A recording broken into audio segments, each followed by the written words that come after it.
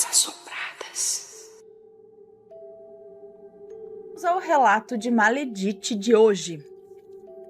Na verdade, acho que é Maledito hoje, tá? Que é um charlatão em minha vida. Vamos ver do que se trata? Vamos lá. Um charlatão em minha vida. Bom, oi, Ana e Matheus e todo mundo que acompanha o canal. Eu tenho 24 anos e me chamo Fulano. Fulano mesmo. Já enviei outro relato com o título Um Aviso do Outro Lado e também de Maledite, a Lei do Retorno. Esse último foi lido e eu queria agradecer.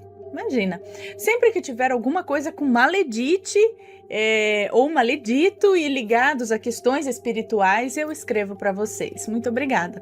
Quero deixar claro aqui, antes de qualquer coisa, que para além de contar o que eu vivi, quero alertar as pessoas que acompanham o canal e se interessam pela espiritualidade. Charlatanismo é crime e, infelizmente, acontece com mais frequência do que parece. Dividi o relato em 4 partes para ficar mais fácil a compreensão cronológica dos fatos.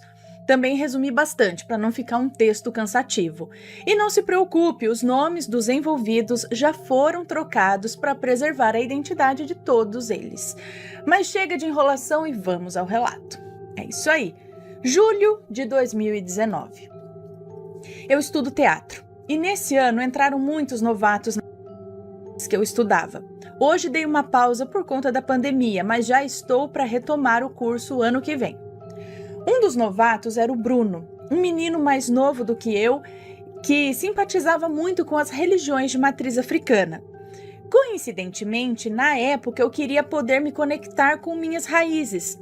Por ser um menino negro e com bastante interesse em assuntos de militância política, consciência de classe, etc., estava interessado.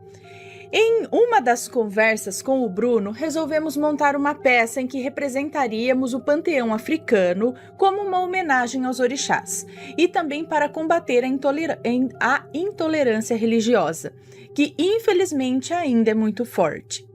Começamos então o processo de montagem, indo visitar vários terreiros para estudar como funciona a religião. Começamos a escrever o roteiro e a chamar alguns amigos para participar daquela apresentação. Visitamos cerca de 4 terreiros, sendo o último o mais perto de onde eu moro. Para você ter noção, eu conseguia chegar lá a pé. Era uma casa simples, com 2 quartos onde ficava Jurema e o quarto de santo, onde estavam os assentamentos dos filhos e do pai. Logo quando cheguei com o Bruno, me senti à vontade. Aquele lugar tinha uma energia leve, o que mais à frente eu descobriria que não era por acaso. O pai de santo de lá, que aqui vou chamar de Maledito, nos recebeu muito bem, respondeu nossas dúvidas e abriu o jogo de búzios para nós dois, para saber de quem eram os orixás regentes da gente, né? Ou seja, para saber de quem éramos filhos. Tudo sem cobrar nada. Segundo ele, eu e Bruno éramos de Oxalá, que resumidamente é o orixá da paz. Assim como o próprio Maledito também.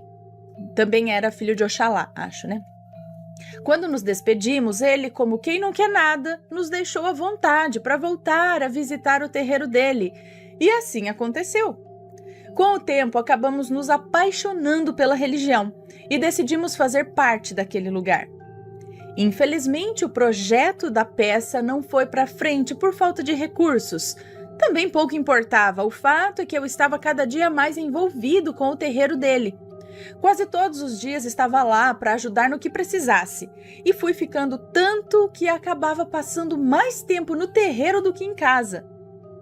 Com essa aproximação toda, eu acabei visitando a casa dele e conheci seu marido, que ele era casado há alguns anos já, e os dois moravam perto do terreiro também.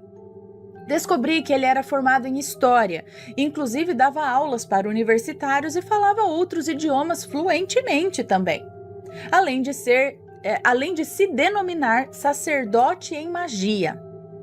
A nossa amizade evoluiu e acreditei eu que poderia confiar nessa amizade, né, ou nele. Mania de filho de Oxum, né, de confiar em quem não presta, mas já chego nesse ponto. Vixe.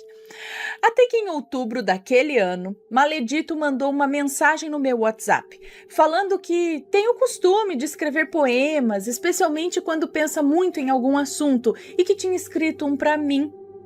Perguntou se podia mandar e eu disse que sim. Era um longo poema com uma linguagem tão formal que parecia até um texto de época, em que, resumidamente, ele dizia estar apaixonado por mim. Me surpreendi em ouvir aquilo dele, pois além dele ser casado, era o meu pai de santo.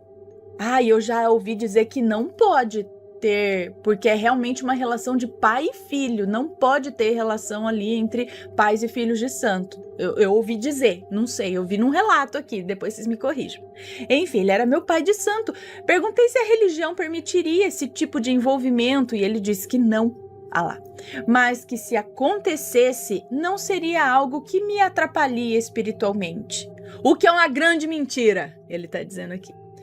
Sobre a traição dele, a primeira coisa que eu pensei foi: se ele tem a coragem de dar em cima de mim, certamente ele também tem para dar em cima de outros.